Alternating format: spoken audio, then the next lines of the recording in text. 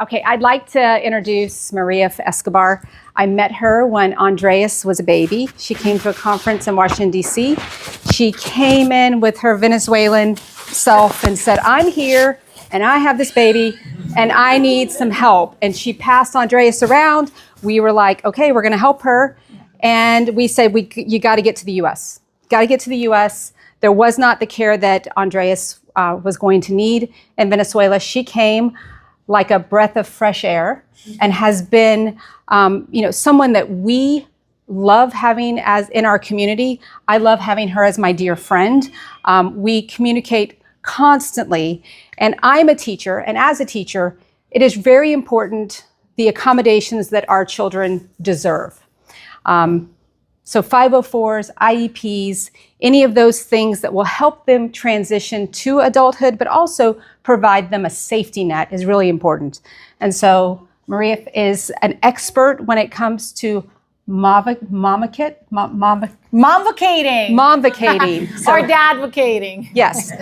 And so when I asked her, we actually had this conference in Houston, and she was one of the reasons, because I thought, okay, we can get Marifi to come and speak. Yes. Yes.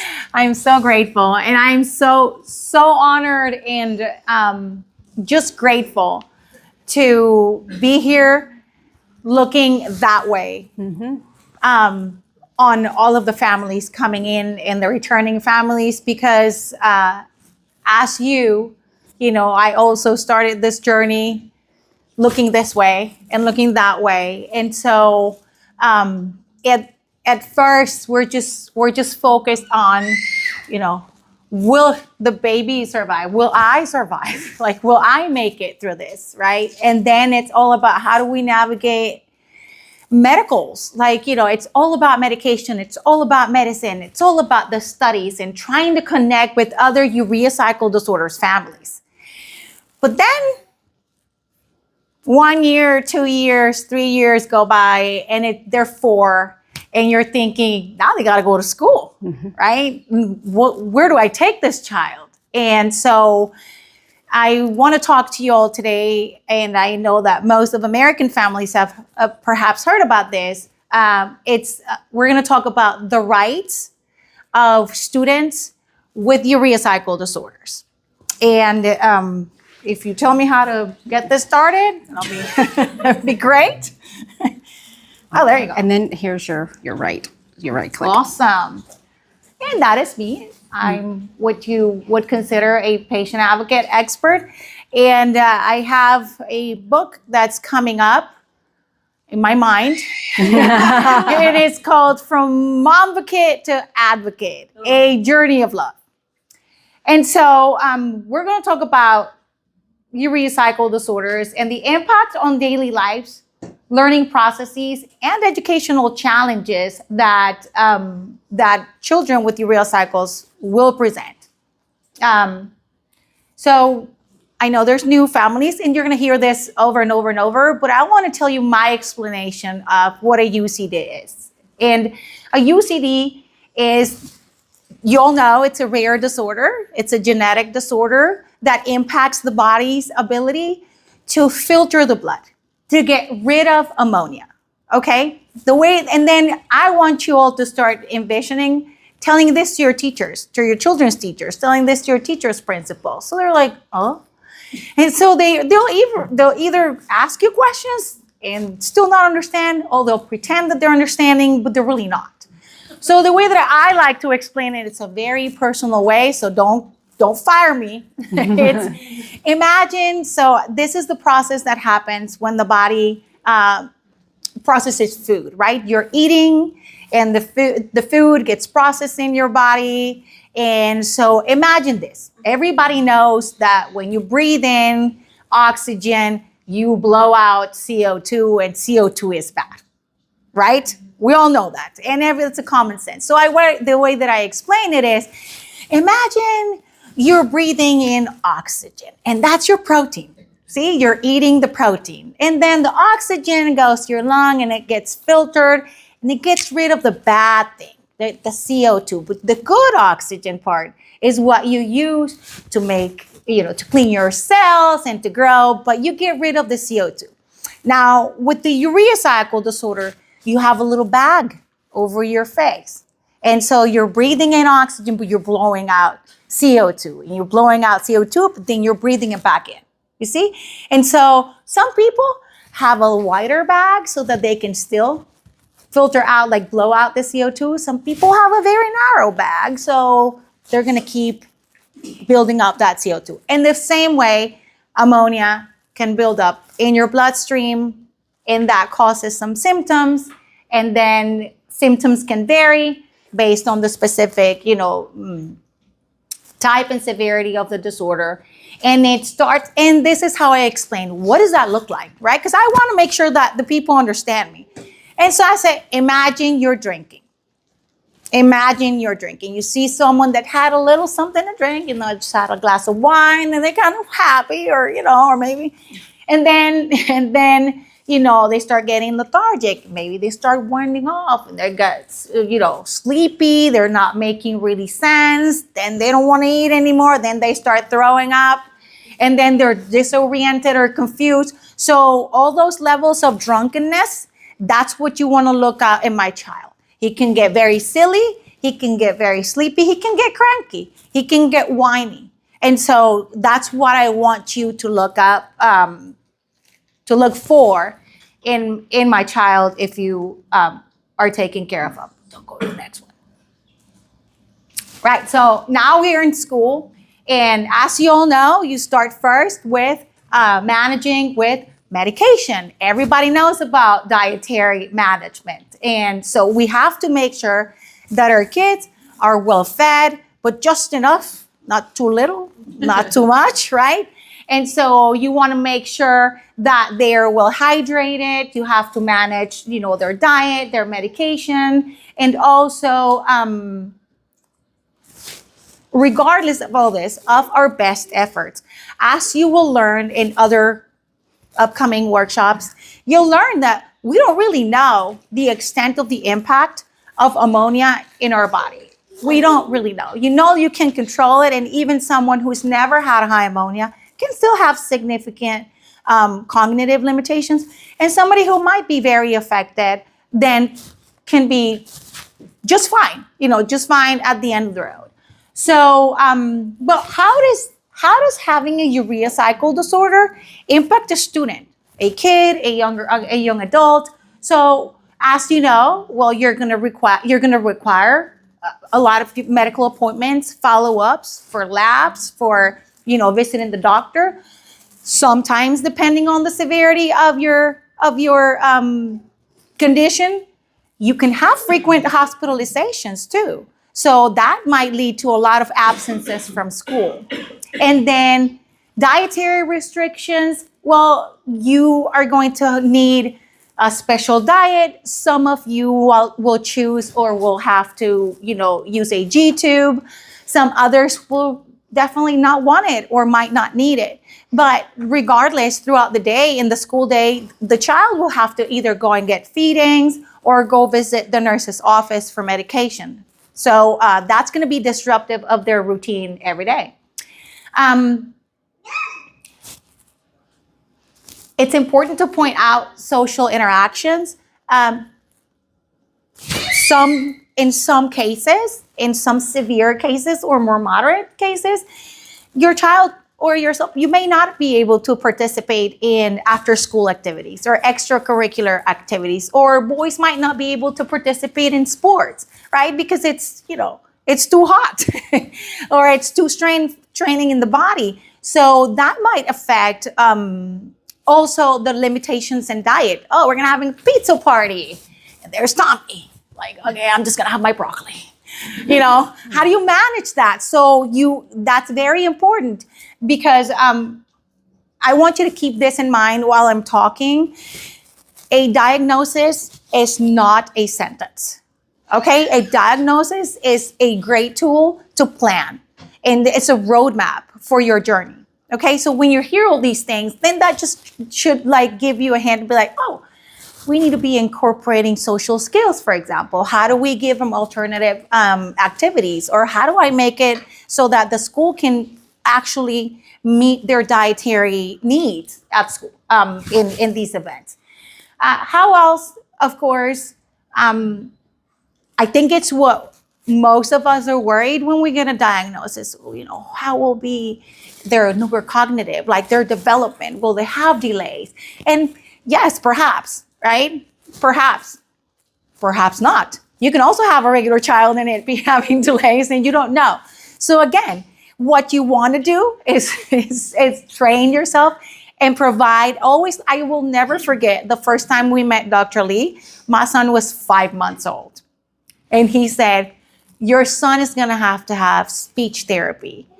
I looked at him and I was like, he doesn't talk. Well, now I know. Now I know. Now I know all about early intervention, right? Occupational therapy, speech therapy, physical therapy, social skills training. All of those are great things that you really want to plan for early on or along the journey. Oh, well, I did forget. All of these situations, then all of these challenges together will require that you come together with your school and plan an individualized educational support and strategies so that you can help improve their outcome. And that is what I do. So how do you then plan for these individualized instructional supports or additional supports for your child? Well, you have to come together, right? You have to come together with your school, reach out to your school as soon as you know that you have a diagnosis, or if you suspect that your child may need some adaptations or extra supports, reach out to your school. It is the school's job, but sometimes they just, if you have a sweet kid or just a funny kid, they might fly under the radar. Okay, now let's talk specifically about UCDs, right? What are the educational challenges? And I already kind of went over them, but you know that you have frequent absences due to regular medical appointments. They have potential hospitalizations. That disrupts their academic continuity and their social interactions. Then you have the dietary management. Then you will come to your school and the school has to accommodate your child's dietary needs. Usually we talk about food allergies, but if your child has a specific diet, like a vegetarian diet, dairy-free diet, I've even have my formula for my son, so all of these things, the school has to provide it, but you have to follow the right steps. And this is best done in writing, always in writing, formally, not over a quick teacher conference. You really want to make sure that they know what they're doing. Then if they do have learning difficulties or just learning differences, right? We all have learning differences. And so you really want to be a participant and active seeker for these supports, and then reach out to your schools and have a conversation with them, get them tested perhaps. And what does the educational challenges commonly look like? Well, memory, attention, processing speed, and executive functioning, because those are all affected processes in the brain due to the accumulation of ammonia. Okay? This is a big one. Some children with urea cycle disorders may experience fatigue. They might not have a lot of endurance throughout the day as the ammonia fluctuates, right? And then in the mornings, they have a hard time waking up in the morning. Why? Because of the fluctuations of ammonia while they're sleeping. It's also 12 hours without feeding. It's 12 hours without medication. So they might have a late start in the morning. Well, that will lead you to come back to your school and say, well, you know what? My child may need a modified day. He may need to come in later, or he may need to leave home earlier because she just is tired. And what's the point? What's the point of keeping them at school if they're so tired? And of course, it is complex to have those social interactions. If you could, because where do kids meet in the middle, socially and emotionally? But they don't like talk about politics. They'll be in a party eating cake, they'll be running around. And so your child may have a difficult time engaging with other kids, or the other kids with them. If they have, for example, a feeding tube, right? That's a big one. And then they might be either curious, like drawn to them, or kind of like scared and then push away. So all those are typical challenges that a child with a urea cycle disorder might present. I wanted to give you all a little history about special education and the IDEA, because later on, if you would like, and we can talk deeper about what an IEP really looks like. You have two choices. So because you have a medical diagnosis that requires additional supports, you're considered to have a disability, right? That's a disability. And it works just great when you learn to advocate and stand firm and not make excuses or feel bad for your disability, because there are a lot of resources that are available for you to make life accessible, which is not easier, it's just right. We're just leveling the playing field here. And so it starts with the special education and the civil rights movement. And they go hand in hand, kind of. We kind of, the civil rights gave way to educational rights. And if you think historically, before, having a child with a disability, that meant a lot of shame and meant, secluding them. The families would actually give them up, go to institutions. That was just what it was, because there were no tools at home. Like, what were you going to do? You barely don't have refrigerator. Imagine how to manage food. So then with science progressing, then, or these kids would also just die as babies, right? So then as science progressed, so did the life expectancy of kids with complex needs, medical needs, right? So now you have kids going in with wheelchairs or with feeding tubes or with new medication. Today, I have kids that go to school with a vent, with a trach, with an ox. I mean, the full range, and that would have been unheard of. But then there's a challenge, like, okay, now we're getting more kids, more complicated kids, more complex kids, so it was hard to navigate. But before, that wasn't the case. And it started with Brown v. Board of Education, landmark case from the Supreme Court, even though it was not about education, but it was about equal rights. Equal but separated, right? Equal but not just really the same, right? So because that was passed, then we piggyback on it and we said, well, same thing should apply to kids with medical needs, right? And so then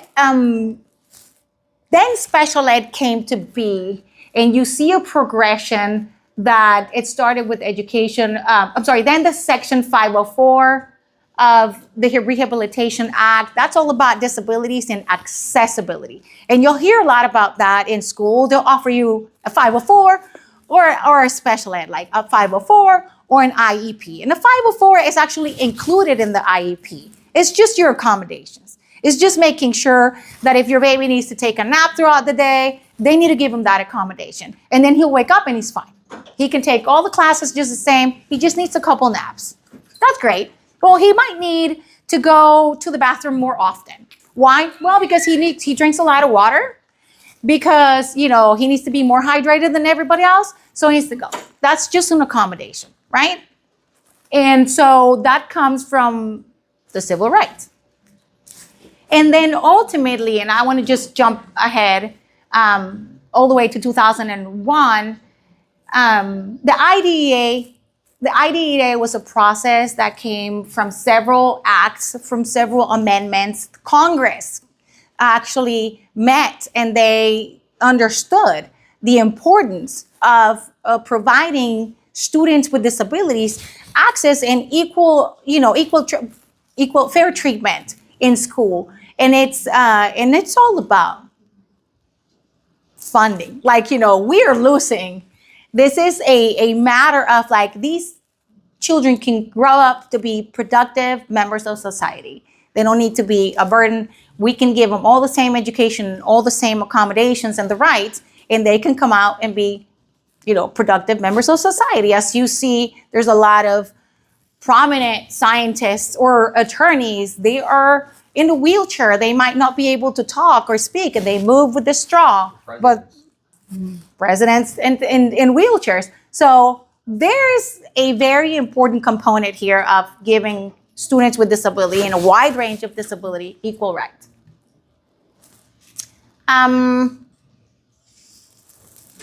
Oh, well, that was a thing, but it's not a thing anymore. But that was very important. It was the first time that Congress, federally, teachers needed to be highly qualified to teach students with disabilities. And that was the first time, because all the time it seemed like a favor. It seemed like, we're going to do what we can. We're going to do our best, but really, can you blame me? Like, you're a kid, right? So at that point, it's the first time it held staff in schools accountable. And then we have the IDEA, which is the Individuals with Disabilities Educational Act, which is the foundation of my life's work right now, which is based on the IEPs. Now, who here has heard about IEPs and 504s, right? All right, now let me ask you, who here thinks that an IEP is better than a 504? All right, and who thinks that a 504 is better than an IEP? I don't know what's 504. Okay, so who lives in America? Who lives in the United States? All right, so this only applies to you guys. So, but I do want to talk to all of the families, regardless if they're covered by this law. These are all important things for you to know so that you can advocate, and you can also collaborate with your school, regardless of where it is, because it's catching on. All of the topic about accommodations, especially thanks to autism. So, go Team Blue.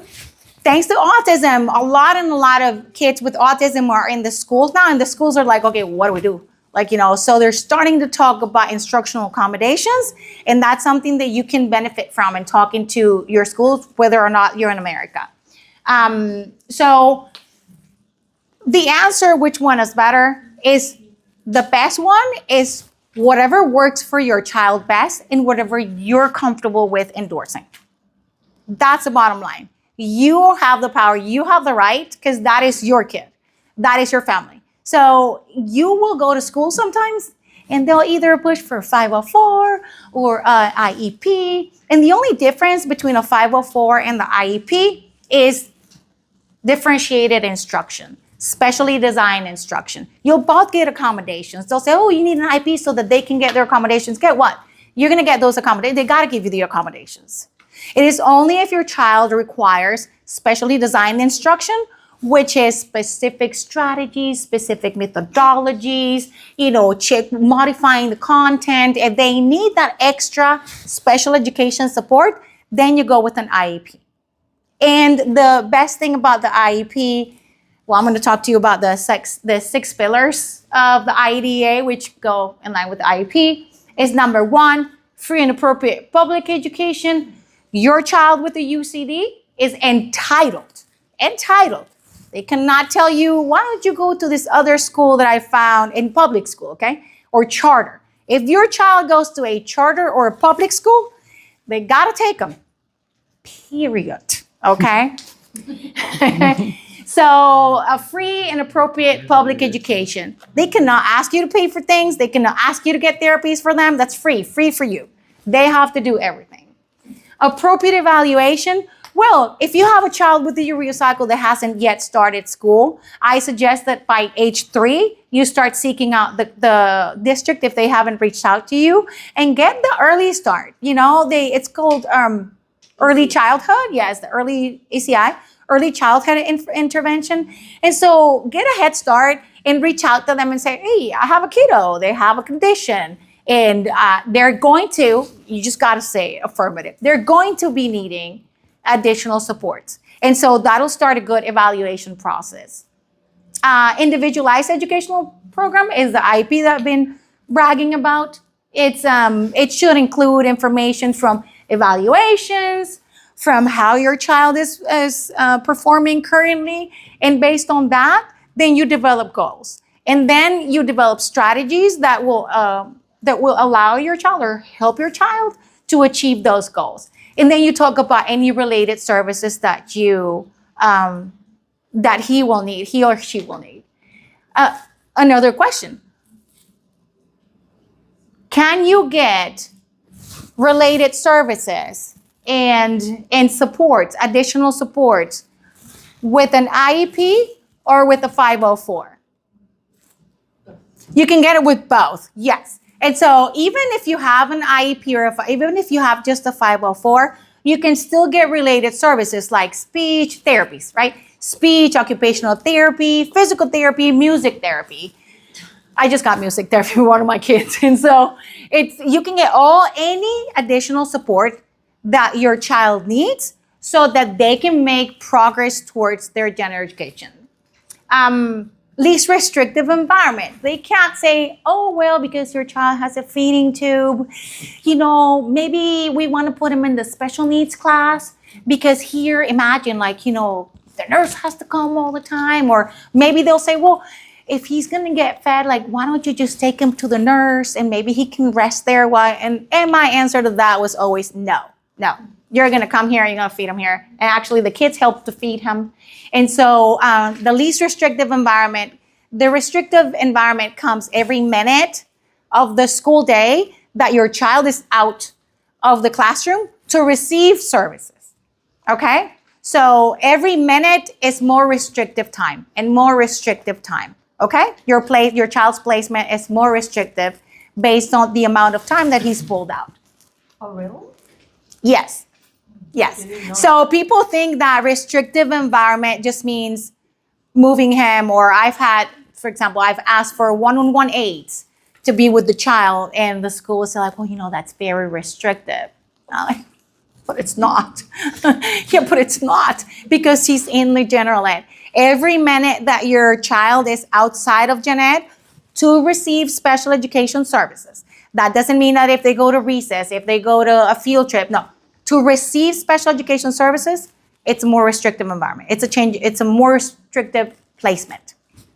Yes? So the nurse at our school, I wanted her to be fed in the classroom. Yes. But she said that, everything had to be sterilized and any medication or formula had to be given in the nurse's office. It was just standard practice for her. So she wouldn't give the formula in the classroom. Is that? That's not right. So because there's nothing that says that I have to give you this service in my office. Why? Why do you have to give it in your office? Well, it's wait for them to say, I just have a lot of kids. I don't have the time. I have kids coming and going the whole time. I don't have the time. And then usually they'll say it at your meeting, and then you'll say, oh, well, thank you for telling me that you just cannot provide my child services. So either we get a second hand here, like a second nurse here to provide the child their services, respecting their rights, because they can say, well, I am giving her the services. Yeah, but you're violating her rights of least restrictive environment. And I've had nurses say also, well, it has to be sterilized.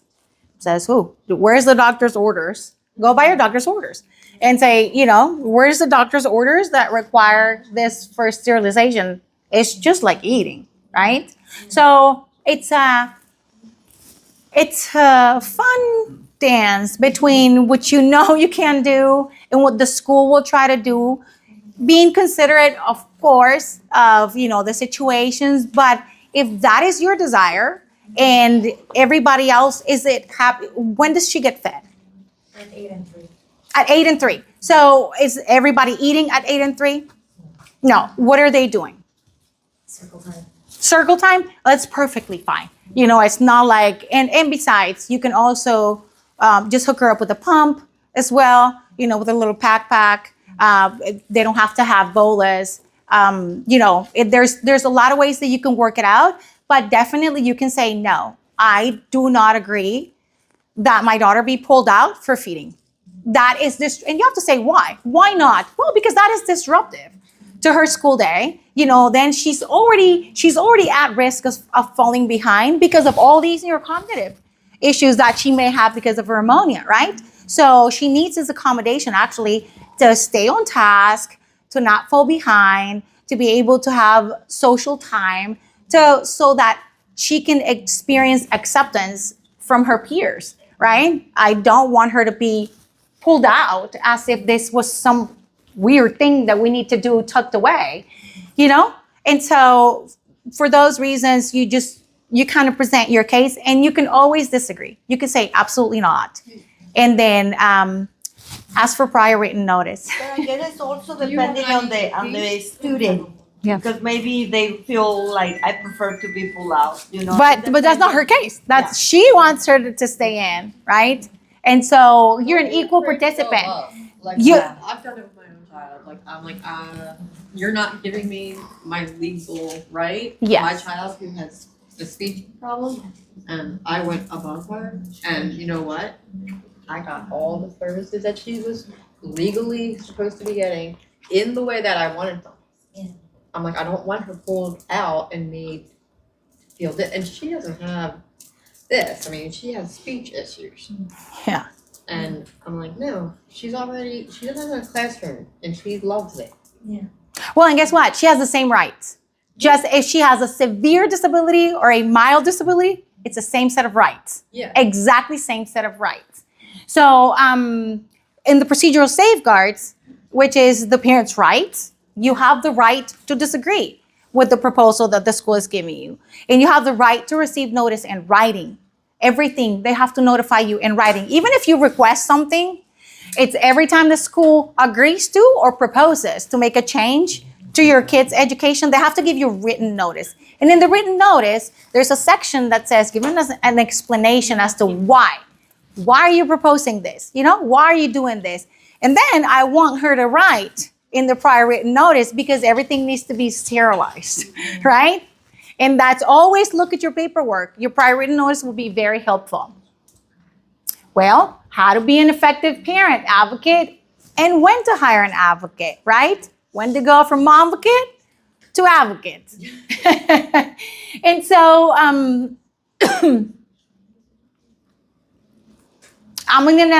gonna start with tips first, and then we're gonna go on like when, right? When am I in trouble? So good tips, always stay organized. Just like you write down every gram of protein that kid takes, every gram of protein goes into a book, right? Well, every communication with the teacher, write it down, follow up with an email. Always follow up with an email. Try not to talk to them over the phone. However, it's hard because they may call you with an emergency, you know, but if you do get on the phone with them, always follow up with an email. Effective communication. Be direct. That is your kid. They already go through so much. You already go through so much uncertainty, so much lack of control, right? And so at school, enjoy your power. Just know that you are empowered in those meetings. Those meetings are for you. The only reason they have those meetings is for you to participate. And you can call one at any time. Yes, and you can call a meeting at any time. But also use your procedural safeguards, okay? Understand your rights. Understand your child's rights. The 6 pillars. This restrictive environment, you know, free and appropriate. Procedural safeguards. You have the right to disagree. You have the right to be informed. Ask questions. Always ask questions. If you don't understand something, don't say, I guess. Don't I guess, ever. It's better to disagree. Just say, I don't. Well, we've explained it to you 5 times. And let's start over again, you know, because you have to be informed to make decisions for your child. Well, build a support network. Stay informed. Yes, absolutely. I don't like when people would tell me, like, you have to educate yourself. I'm already educated. Like, what do you mean, right? Well, stay informed. Google. Google is your friend. Google is always your friend. But not a doctor. Well, thank you. Don't Google medical ever. Don't ever Google medical stuff. Don't. No. But definitely Google educational questions that you may have. For example, can my child be fed outside of her classroom? Or the nurse doesn't want my child to receive her feedings in the classroom. If it doesn't tell you the answer, it'll tell you a blog. It'll direct you to a community, okay? It's very important that you know also when you're participating in Facebook groups, don't. But you're going to. So when you do, Google the answers that people are giving. Also, notice that every state has their own regulations, okay? It's different, even though the IDEA is a federal law, the states do have their own guidelines. So you want to make sure that I may give you an advice or I may talk to you about a specific, law or guideline that your state might not have. Oh, well, when should I hire an advocate? You have unresolved dispute. The school is just not listening to you. Never, no matter what. You go there and they mansplain you, they gaslight you, they tell you we already knew this, or you'll get the documents and you're like, wait a minute, when did we agree to this? Like, hey, is he being pulled for speech? Oh no, remember we said we were gonna stop.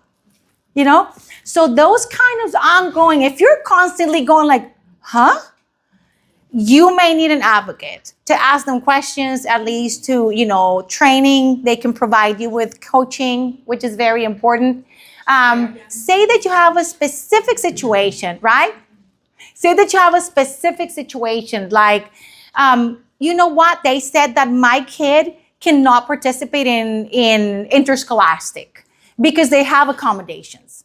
And so that might be something that not a lot of people might know how to answer. So if you think that you've asked a couple people and you can't really get a straight answer, everything about education, then it might be good for you to reach out to an advocate. I have a kid. He goes to school. He has a wheelchair. He has a feeding tube. He's liver transplant. He has nursing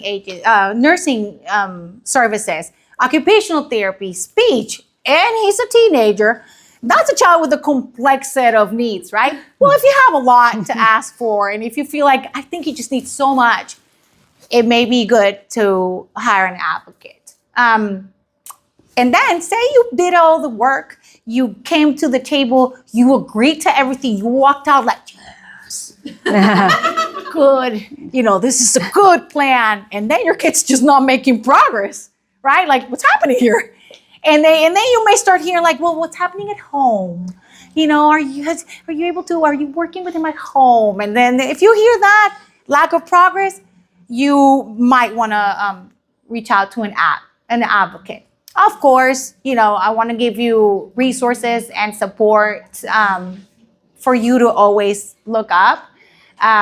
State and federal resources, the Office of Special Education Programs, the Center for Parent Information and Resources, Parent Training Information, Rights Law, write that one down, under my, write mine first and then Rights Law. But Peter Wright is an amazing attorney advocate, and their ability to share information and to stay up to date in legal actions, it's amazing. So, and if you ever get a chance and are interested in fine-tuning your advocacy skills, then definitely try to catch one of his family trainings. It's not family, actually. It's just trainings. So look it up. And then there's a fun group that I've heard about. It's called the National Urea Cycle Disorders Foundation. Yeah. Woohoo! Yeah. And so definitely stay in touch. Find opportunities to come together, keep up with their social media. I mean, what they're doing with the social media right now, I'm just like always like, oh my God, it's amazing. So share it with other friends. Speak out about your child's disability to other people. When my son was born in Venezuela, like random, right? After he was born, 2 other children were diagnosed at birth because of his case, right? Because of how vocal we were and how much noise we made. And so always speak out and connect with other families. There's also Rare Connect, and there's Facebook groups and online forums. Again, but just at least look at their pictures and, and it's fun because a lot of people genuinely, they just reach out to the void, right? They just post these things. They'll be like, so my baby's been throwing up for 3 days and he has a fever. I'm like, oh my God. So if it's really hard because that's someone that you don't know. So it's really, really difficult to give an opinion or say something. And if you don't know, just, it would just be very reckless. So at least see their pictures. They're cute always. This is a case of success. And he's my son, Andres. And, he's currently 18, but he went through all the stages. Like, at first, his needs, like he was all over the place. He was very, very delayed in his speech and in his cognitive skills, extremely delayed. So that led him to be self-contained in a self-contained placement, the special needs class, right? He went straight to the special needs class. And then, that's when it clicked to me like, okay, what am I missing here? Because I was passionate and I was very assertive, but I did not know the law.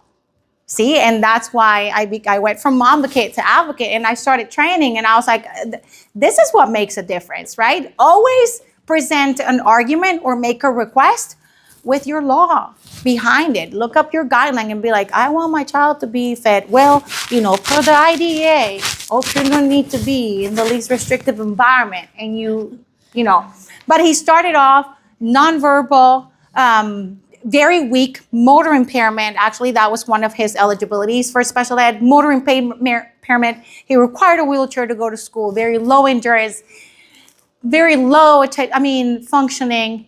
And then Ravicti. And we were one of the cases because he was born in 2006. So he was born in Venezuela and that's what we had. And that's what we had access to. And because he has ASA, his liver was always affected, right? So we had that challenge. So even though we heard very early on about transplant, Jesus, I was so scared, right? And so much that I waited 16 years to finally do it, right? But he required a lot of supports and he went from self-contained to what you call mainstream. So right now he's a full 10th grader in general ed with regular non-disabled kids. But in his classroom, he has a nurse, an occupational therapist, a speech therapist, and a one-on-one aide. So he goes to school basically with 4 people every day. It's funny because they come. They stay with him in the classroom. Yes. I didn't know that. It's his posse. Yes, that's why I'm telling you that's going to be I know that's going to be the conversation, because a lot they say, well, no, that's too restrictive. Actually, if it's allowing him to participate in gen ed, it's actually the opposite of restrictive. Would he not have the support, he would not be able to be in gen ed in regular classes, because he requires this. And so with intensive support at school and with consistent and extensive therapeutical support outside of the school, and and of course, like moving overseas and losing whole family, and not having any more. Right now, he's doing great. But I will tell you what really, really, really made a difference was the liver transplant. Even though I was on top of things, and this was not part of the presentation, but I'll tell you now, we just went on our first vacation since he was born 18 years ago. First vacation ever. And it was, he's like, so it was my first vacation in 18 years. And it was because of the transplant. It takes time. I kind of cried when I saw you crying because I remember it takes time. I remember we went to a prayer group one time, and one of the ladies, after the prayer was over, she comes to me, she said, "Why do you cry so much? What is wrong? Tell me." And at school too, crying and yelling, and, hustling. And then you look back and say, yes, it was worth it. But was it necessary though? Like the stress? Yes. Like, would I be so scared? Would I be so stressed? And it's a difficult choice. But I can tell you that looking back in remembering those initial days, like from the fear of just bringing him to school. I remember I called Dr. Lee, and Dr. Lee said, he needs to go to school. And I was like, well, he's going to get sick. He's going to get sick. He goes, yes, he is. And I'm here. And you're here. You're going to be there. And I'm going to be here. And so he said, literally, he's like, you need to go out. Mm-hmm. That's what he said. You need to go out, and he needs to go to school. Mm-hmm. Period. Mm-hmm. And just today, it's the first time ever that he is without a family member by himself more than 10 minutes away. He's in Houston because he said, oh, I'm not going there. I have kitchen today, because he's in the culinary arts program. So right now he's over there with the attendant and I'm here. So, it is possible. It is very scary. Not all the children are the same. He wasn't the same for the longest time. So whatever it is, you're in charge. You're in charge. You are empowered to do this, and you're not alone. That is the most important thing. You're not alone in this journey. Because together, we can make a difference, and we have made a difference. Thanks to the support of the NUCDF. My son was in all of the studies. I think he's in the longitudinal study for ASA only, right? Or for urea cycle? For all of them.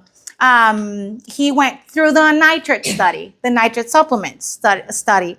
He was in the study for developing Ravicti, right? And so, yes, and that has made a difference, and just know that just being here, you are making a difference for all of us, old and new. Right. Thank you very much. Yay. I did it. You did it. Maria and Christy will be in a breakout session tomorrow. So if you have some questions, kind of gather them together, and it'll be kind of an open session. And I know that you'll be more than happy to talk to any family if you have any questions. Absolutely. Just pull me out whenever you see me. Just go like, hey.